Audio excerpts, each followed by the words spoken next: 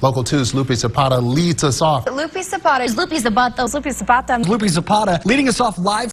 Right now, I'm in Mexico, but just a few steps forward, and I'm now in the United States. It's those few steps that unify Presidio and Ojinaga, and the marchers that showed up today want to remember that unity. And that's where we find Local 2's Lupe Zapata joining us tonight. And Lupe, this year's affair comes with a new exotic twist. Now, in years past, the petting zoo here at the county fair has been a huge hit.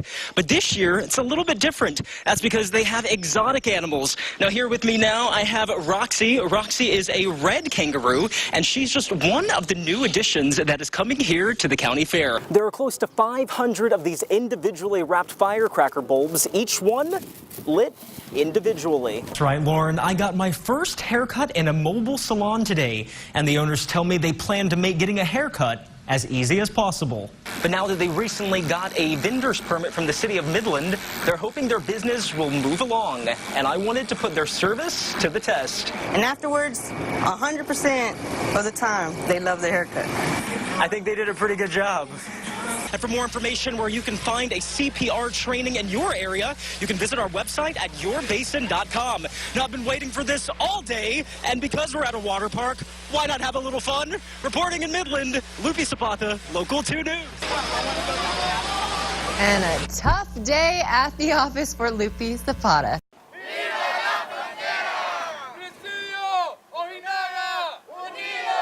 We basically are one community with a river running through the middle of us. Two cities standing together to be stronger together.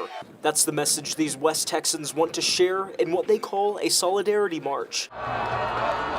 After the recent violent protest around the country following the election, Presidio local Laurie Holman organizing the first of its kind march to share peace. Signs and posters showing their neighbors across the border they support them, no matter what happens or who is in office. I love Presidio. I'm a proud American. And I also love Mexico. They're beautiful people, they're a great nation, and we should learn to live together.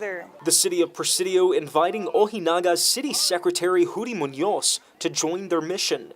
He says the idea of a wall dividing the two communities is alarming. With the wall, it's impossible to work together. We need bridges. The people in Presidio and the people in Ojinaga are like brothers.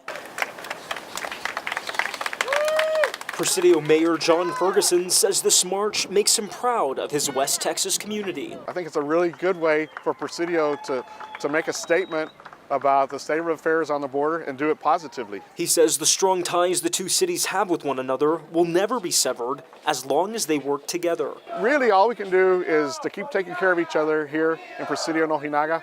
And if somebody decides that they're going to build a wall, I'm sure we'll protest it. Again, just do it in a sensible manner. We have come together as a small community to touch somebody in a big way. Let's hear it today, okay? Coming together for Matthew. We love you, Matthew! Hundreds of Fort Stockton locals showing one of their own just how much they care.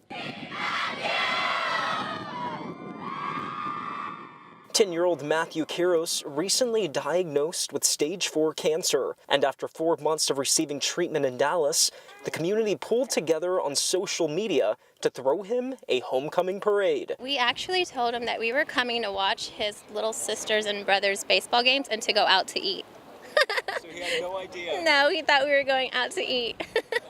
Dozens of law enforcement vehicles lining up to welcome what locals call their hometown hero. His kid's been through, almost like he's been fighting stage 4 cancer, and we have him in our hearts and thoughts and prayers, and we'll do anything we can to help the family and him. The high school band planning for the event the day of, and Matthew enjoying it all. Matthew, how does all this feel?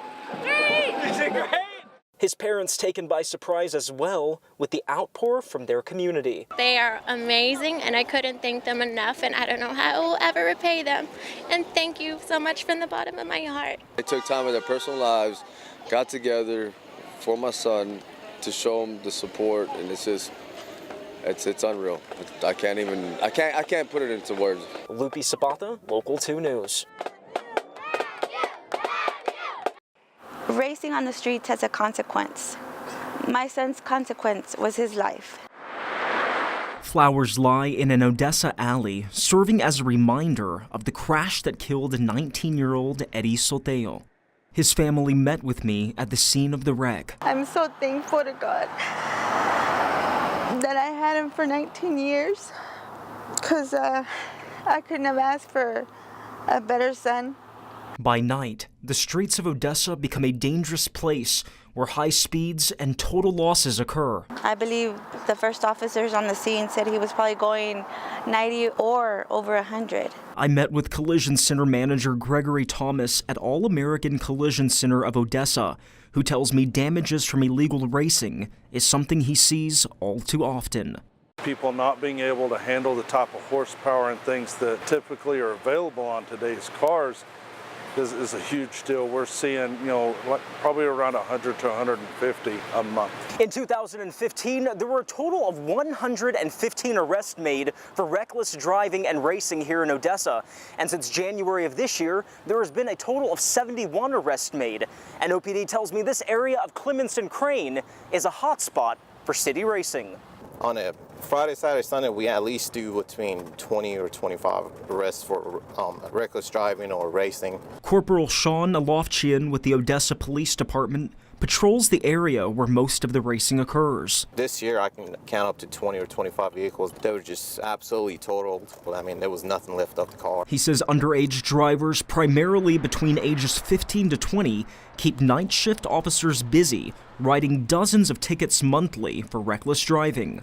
Even if your best driver there is, which everybody thinks they are, it's still someone could pull out in front of you. And if you're going 40, 60, 80 miles per hour, there's not enough time for you to stop. And a stop to illegal racing is what this grieving mother hopes to accomplish, to put an end to total losses. If at least one kid would stop racing on the streets because of this message, I think that'd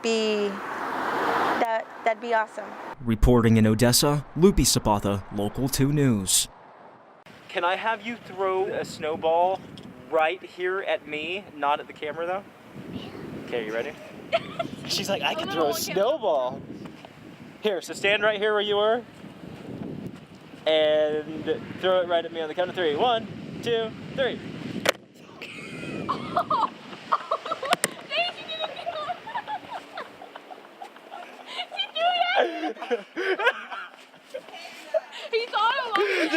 I asked her to throw a snowball at my chest, and Kaylee throws it at my face. What